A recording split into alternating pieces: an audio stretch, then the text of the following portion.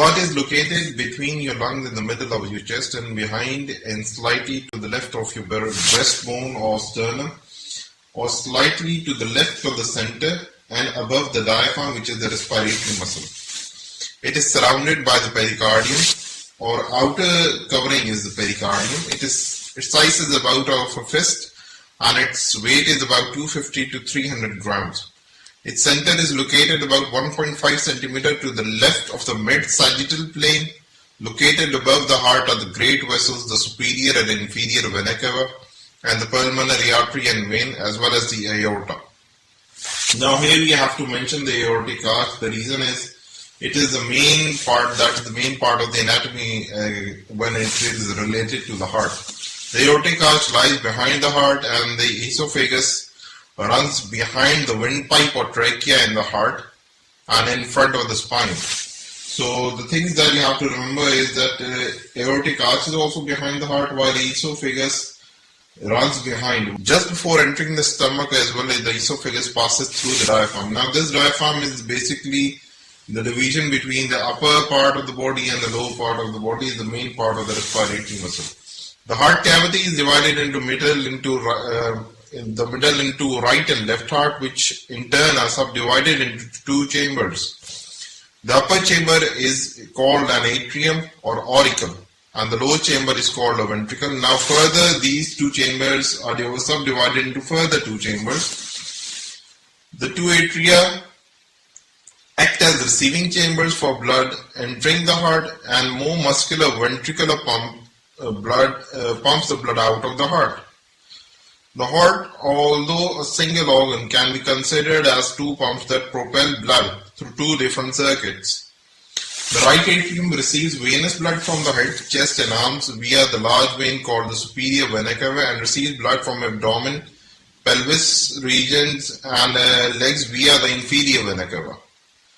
The blood then passes through the tricuspid valve to the right ventricle and propels it to the pulmonary artery to the lungs. In lungs, the venous blood comes in contact with the inhaled air, picks up oxygen and loses carbon dioxide.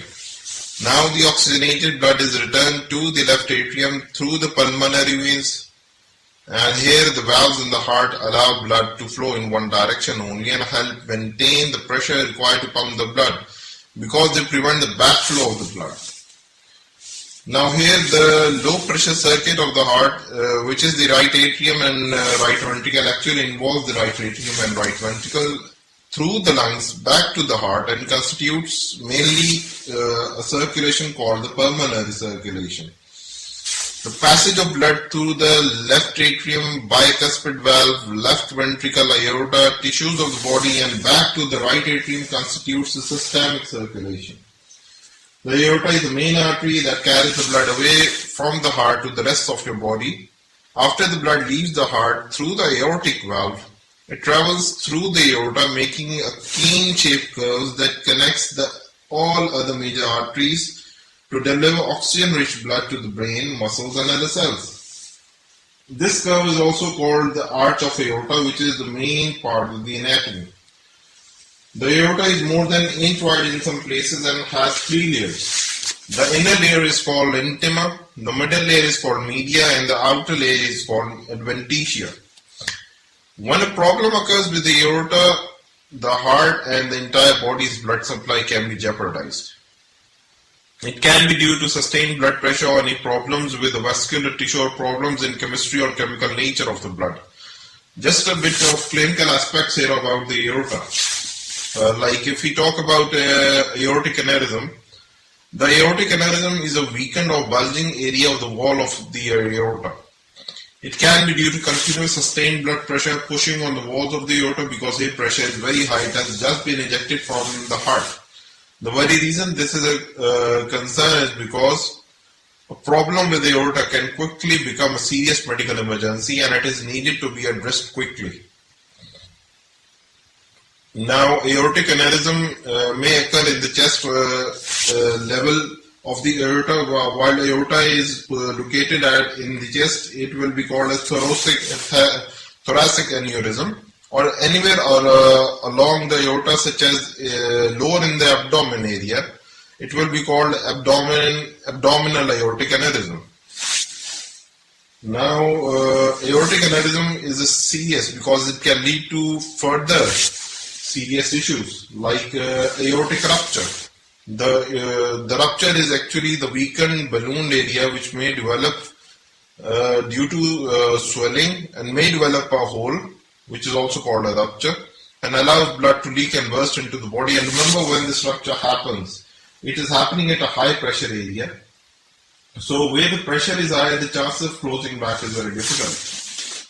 And at the same time it is, and dissection can also occur, that can be called as aortic dissection. Now aortic dissection is also a very serious issue, where the blood is pumped forcefully through the aorta and can split the layers of the artery wall, allowing a blood build-up of blood which will continuously leak into the space, which further splits the artery wall. Now, here it is a point to remember that pressure in aorta is quite high, so any rupture or split in aortic wall will not heal as quickly as it is needed to be because of that high pressure. And unfortunately, in some cases, the prognosis is poor, which means that even if the treatment is given, the chances of getting back the patient to normal is still very difficult, and mostly requires surgical intervention.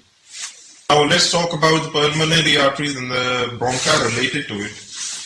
Now pulmonary arteries function to transport deoxygenated blood from the right side of the heart to the lungs for oxygenation. These vessels serve as conduit between the right side of the heart and the lungs.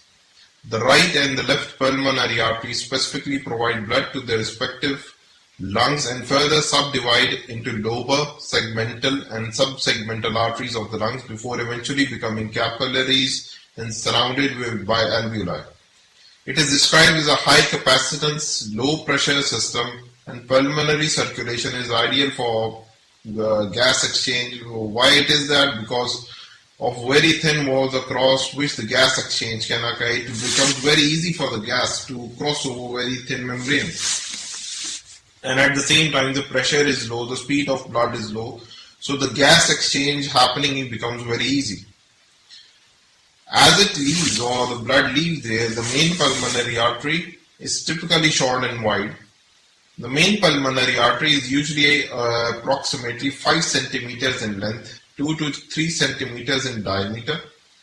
The main pulmonary artery generally travels along the left of ascending aorta as the great vessels leave the heart.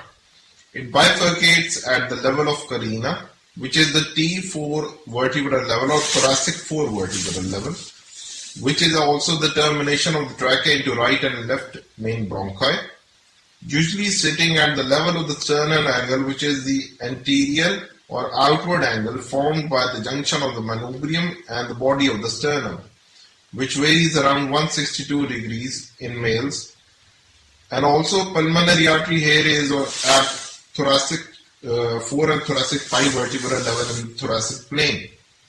And just below the aortic arch at approximately right angle to form the right and left pulmonary arteries. The aortic arch is a portion of the main artery that bends between the ascending and descending aorta. It leaves the heart and ascends and descends back to create the aortic arch. We remember we had discussed the aortic arch before. The right pulmonary artery supplies the right lungs while the left pulmonary artery supplies the left lung. And the right pulmonary artery courses posterior to the ascending aorta and anterior to the descending aorta. It lies anterior to the mainstem bronchus, and left pulmonary artery passes anterior to the descending aorta and lies superior to the left mainstem bronchus. A common mnemonic used to remember the relation between the pulmonary arteries and the respective mainstem bronchi is RALS, meaning the right pulmonary artery lies anterior to the right mainstem bronchus and the left pulmonary artery lies superior to the left mainstem bronchus. Blood pressure is greatest in the left ventricle in the aorta and is the arterial branches as well. The pressure is reduced in the capillaries, the vessels of which are the vessels of minute diameter, and is reduced further in the veins returning blood to the right atrium.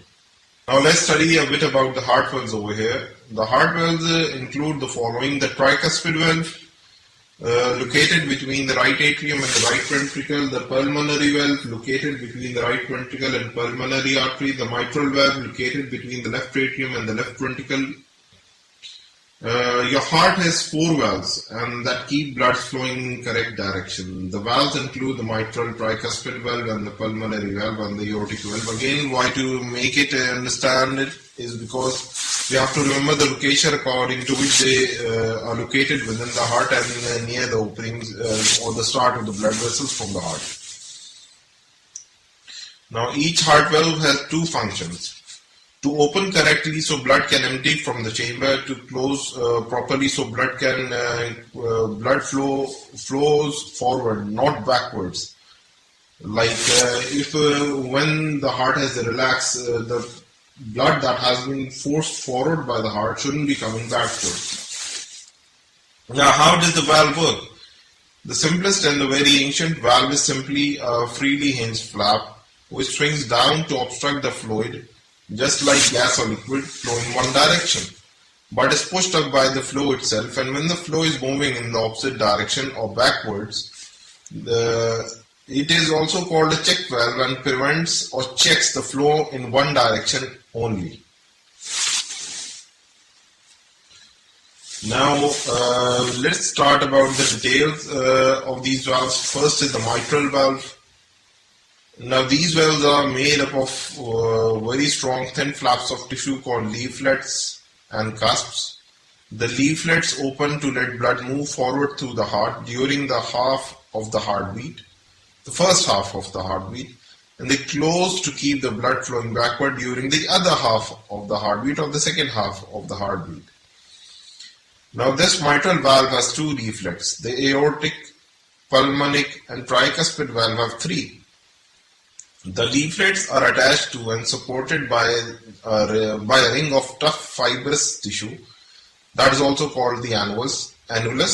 The annulus helps to maintain the proper shape of the valve, and it is directly the demarcation between the start of the vessel which is taking the blood away from the heart and the position of the heart as well. Now the leaflets of the mitral and tricuspid valves are supported by chordae tendineae, which are tough fibrous strings. They are similar to the strings supporting a parachute. They prevent the leaflets in collapsing backwards when they close in response to backward pressure of the blood when the heart has pushed the blood forward. Like they are preventing the blood coming back to the heart that has been pumped forward by the heart. At the same time, they are papillary muscles. They are part of the inside wall of the ventricle and they are attached to the chordae tendineae. Now the chordae tendineae and the papillary muscles, they keep the leaflet stable to prevent the blood flowing backward. It is just again like a parachute. When a parachute suddenly opens in response to sudden the speed and pressure of the air, like you have seen when a paratrooper is falling, the speed and pressure of the air that pushes the strings of the parachute and makes it open. Now parachute opens up and suddenly it won't be collapsing upward and backward. Why? Because the strings stop it from happening so. Same is the case here with the chordae tendineae. Tricuspid valve is located between the right atrium and the right ventricle or at the position of the atrioventricular orifice. It consists of 3 cusps, anterior, septal and posterior, with the base of each cusp anchored to the fibrous ring which is also surrounding the orifice. The mitral and the tricuspid valves are supported by the attachment of fibrous cords, or also called the chordae tendineae, to the free edges of the valve cusps. The chordae tendineae in turn are attached to the papillary muscles located on the anterior surface of the ventricles. These muscles contract during the ventricular systole to prevent the prolapse of the valve leaflets into the atria. The 5 papillary muscles are there in total. 3 are located in the right ventricle and support the tricuspid valve. The remaining 2 are located within the left ventricle and act on the mitral valve. Now let's talk about something about semilunar valves, which are located between the ventricles and the outflow vessels, or the blood vessels which take away the blood from the heart. They are located between the start of these blood vessels and the emanating point where the blood has reached the heart.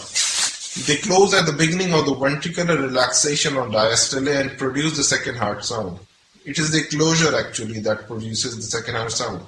There are two semilunar valves. One is the pulmonary valve, located between the right ventricle and the pulmonary trunk, or at the pulmonary orifice, and the valve consists, this particular valve consists of three cusps, left, right and anterior. It is named according to the position in the fetus before the heart undergoes rotation while in the creation stage. Aortic valve is located between the left ventricle and the ascending aorta. Also, that particular starting point is called the aortic orifice. Aortic valve consists of three cusps, the right, left and posterior. Now the pulmonary and aortic valve have similar structure. The sides of each valve leaflet are attached to the walls of the outflow vessels which are slightly dilated to form a sinus. Now here the sinus part is very important and it will be discussed in coming moment. The free superior edge of each leaflet is also thickened to form a lunule and is widest at the midline with the point which is also called a nodule. Now here we have to discuss a bit about the cardiac skeleton, which is the main structural component of the heart. Now the cardiac skeleton consists of four rings of dense connective tissue that surround the mitral and the tricuspid valve and extend to the origins of the aorta and the pulmonary trunk. The aortic valve occupies the central position with the other valve rings attached to it. Cardiac skeleton is also known as the fibrous skeleton of the heart. It is high density, single homogeneous structure of connective tissue that forms and anchors the valves and influences the forces exerted by and through them. The cardiac skeleton consists of four dense bands of tough elastic tissue called the fibrous rings that encircle the bases of the heart valves. The fibrous skeleton is composed primarily of collagen, which is a protein found in every type of connective tissue in the human body. The fibrous skeleton is a framework of collagenous and elastic fibers. You have to know that. The fibrous skeleton provides the structural support to the heart and it anchors the cardiocytes and gives them something to pull against and serves as electrical insulation between the atria and the ventricles. At the beginning of the ventricular diastole, blood flows backwards towards the heart, filling the sinuses and pushes the valve cusp together. This closes the valve and here the blood is, while flowing back, goes into the sinuses towards the coronary arteries, and the left and the right aortic sinuses mark origin of the left and right coronary artery. Here we have to remember this very important because this is the part that plays a major role in thinking of how the heart is functioning. And as the blood recoils during the ventricular diastole, it fills the aortic sinuses and enters the coronary arteries to supply the myocardium. Now here we have to discuss a bit anatomical details of the coronary arteries, which are very important medically because they play a major part and a major consideration in medicine with regards to the heart. They are named as the left and right coronary arteries and arise from the left and right aortic sinuses within the aorta. And the aortic sinuses are actually the small openings found within the aorta behind the left and the right flaps of the aortic valve. When heart is relaxed, the blood flows back and fills the valve pockets, therefore allowing the blood to enter the coronary arteries. This means that in a situation where the heart is in the state of diastole or relaxing, only at that time are the sinuses receiving blood and supplying to the myocardium, which means in tachycardia or anything like exercise, the diastole timing is now low, the heart is relaxing less, which means the time for opening of the sinuses is reduced and the blood supply to the muscle is reduced. And this is a very serious consideration in medicine. Part of the heart over which the coronary artery passes over will be the area it perfuses or provides the blood to. The right coronary artery passes to the right of the pulmonary trunk and runs to the coronary sulcus before branching. The right marginal artery arises from the right coronary artery and moves along the right and inferior border of the heart towards the apex. The right coronary artery continues to the posterior surface of the heart, still running along the coronary sulcus. The posterior interventricular artery then arises from the right coronary artery and follows the posterior interventricular groove towards the apex of the heart. Now here we start about the left coronary artery, which passes between the left side of the pulmonary trunk and the left auricle or the atria. The left coronary artery divides into anterior interventricular branch and the circumflex branch. The LAD, also known as, follows the anterior interventricular groove towards the apex of the heart, where it continues on the posterior surface to anastomose with the posterior interventricular branch. The circumflex branch follows the coronary sulcus to the left border and onto the posterior surface of the heart. This gives rise to the left marginal branch, which follows the left border of the heart. Here it's worthy to mention a bit about the coronary artery disease. The coronary artery disease or the coronary heart disease is the leading cause of death worldwide. It is described as the reduction in the blood flow to the myocardium and has several causes and consequences. Coronary heart disease can result in reduced blood flow to the heart as a result of narrowing or a blockade of the coronary arteries. This may be due to atherosclerosis, thrombosis or high blood pressure, diabetes and smoking. All these factors lead to reduced blood flow to the heart during the physical obstruction or changes in the vessel wall that may lead to physical obstruction to the blood flow to the heart myocardium. Angina pectoris is one consequence of the coronary heart disease. Angina pectoris is also described as the transient pain a person may feel on exercise because the demand of the heart has now increased for the oxygen supply to the blood. This pain is felt across the chest but is quickly resolved upon rest because while you're resting, the demand for the myocardium of the heart is reduced for oxygen. Exercise is trigger for angina as the coronary artery is filled during the diastolic period of the cardiac cycle.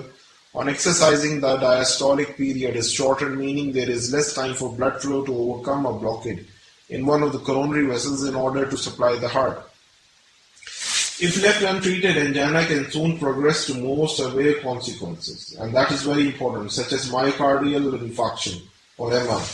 The sudden occlusion of an artery results in infarction and necrosis or death of that particular part of the myocardium to which the artery is actually supplying the blood. This means the section of heart is unable to beat, which is part of heart depends on which artery has become occluded. And the ECG on which an MI change can appear can be used to locate that which artery has been occluded. There are few procedures like ECG and angiography to locate the blockade in the coronary arteries, and the procedure like balloon angioplasty and stent placement, and this will be discussed just coming up. Now here we have to discuss about the cardiac veins as well, which actually drain the use of blood from the heart. Blood travels from the subendocardium into the thespian veins, which are the small tributaries running throughout the myocardium, and these in turn drain into larger veins that empty into the coronary sinus.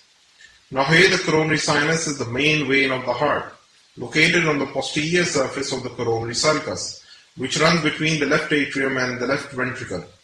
The sinus drains into the right atrium. Within the right atrium, the opening of the coronary sinus is located between the right atrioventricular orifice and in the inferior vena cava orifice. There are 5 tributaries which drain into the coronary sinus. The first one is the great cardiac vein, which is the main tributary. It originates at the apex of the heart and follows the anterior interventricular groove into the coronary sulcus and around the left side of the heart to join the coronary sinus. Then second is the small cardiac vein, which is also located on the anterior surface of the heart. This passes around the right side of the heart to join the coronary sinus. Another vein which drains to the right side of the heart is the middle cardiac vein. It is located on the posterior surface of the heart. And then there are the final two cardiac veins that are also located on the posterior surface of the heart. On the left posterior side, or the left side of the posterior surface, is the left marginal vein. In the center is the left posterior ventricular vein, which runs along the posterior interventricular surface to join the coronary sinus. Let's discuss some part of the conduction of the cardiac system. It is the electrical part which controls the cardiac contraction and decides how the cardiac system will perform or contract during the cardiac cycle. It has particular components, and these components firstly are the sinoatrial node. Now the sinoatrial node is a collection of the specialized cell or the pacemaker cells and is located in the upper wall of the right atrium at the junction where the superior vena cava enters.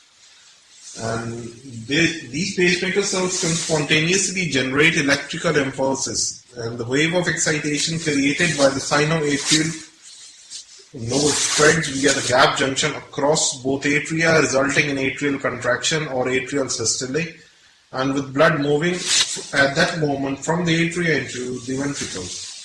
The rate at which the sinoatrial node generates impulses is influenced by the autonomic nervous system. One is the sympathetic nervous system, the other is the parasympathetic nervous system. The sympathetic nervous system increases the firing rate of the sinoatrial node and thus increases the heart rate. The parasympathetic system decreases the firing rate of the sinoatrial node and thus increases the heart rate. Then we go towards the atrioventricular node. This is the point when the electrical impulses spread across the atria and they converge to the atrioventricular node located within the atrioventricular septum near the opening of the coronary sinus. The AV node acts to delay the impulses by approximately 120 milliseconds to ensure that atria have enough time to fully eject the blood into the ventricles by full contraction of the atria before the ventricular systole. The wave of excitation then passes from the atrioventricular node into the atrioventricular bundle. Now this particular atrioventricular bundle, which is also called the bundle of His, is a continuation of the specialized tissue of the AV node and serves to transmit the electrical impulses from the AV node to the Purkinje fibers of the ventricle. It descends down the membranous part of the interventricular septum before dividing into the two main bundles, right bundle branch or the left bundle branch. The right bundle branch conducts the impulses to the Purkinje fibers of the right ventricle. The left bundle branch conducts the impulses of the Purkinje fibers of the left ventricle. Let's discuss something about the pericardium, which is the outer covering of the heart. Now this particular pericardium is a fibrous serous fluid-filled sac that surrounds the muscular body of the heart and roots the great vessels, the aorta, the pulmonary arteries, the pulmonary veins, and the superior and inferior vena cava. The pericardium is made up of two main layers: a tough external layer known as the fibrous pericardium and a thin internal layer also known as the serous pericardium. Now when we discuss about the fibrous pericardium is also a continuation of the central tendon of the diaphragm. Now this particular fibrous pericardium is made up of tough connective tissue and is relatively non-distensible. It's a rigid structure that prevents the rapid overfilling of the heart and expanding out overly, but can contribute to serious clinical consequences as well, which we'll be seeing right now as cardiac tamponade. Now the second internal layer is called the serous pericardium, which is enclosed within the fibrous pericardium. This particular serous pericardium itself is divided into two layers: the outer parietal layer that lines the internal surface of the fibrous pericardium and the internal visceral layer that forms the outer layer of the heart, which is also known as the epicardium. Each layer is made up of a single sheath of epithelial cells, also known as mesothelium. Now found between these outer and inner serous layers is the pericardial cavity, which contains a small amount of lubricating serous fluid. The serous fluid serves to minimize the friction generated by the heart as it contracts. The order of these layers can be remembered like FPSV. F is for fibrous layer of the pericardium, P is for parietal layer of the serous pericardium, S is serous fluid, and V is the visceral layer of the serous pericardium. Now, this particular pericardium has many physiological roles, and most important of which are as such like it fixes the heart in the mediastinum and limits its motion. The fixation of the heart is possible because the pericardium is attached to the diaphragm physically, the sternum, the tunica adventitia, the outer layer, which are the outer layer of the greater vessels.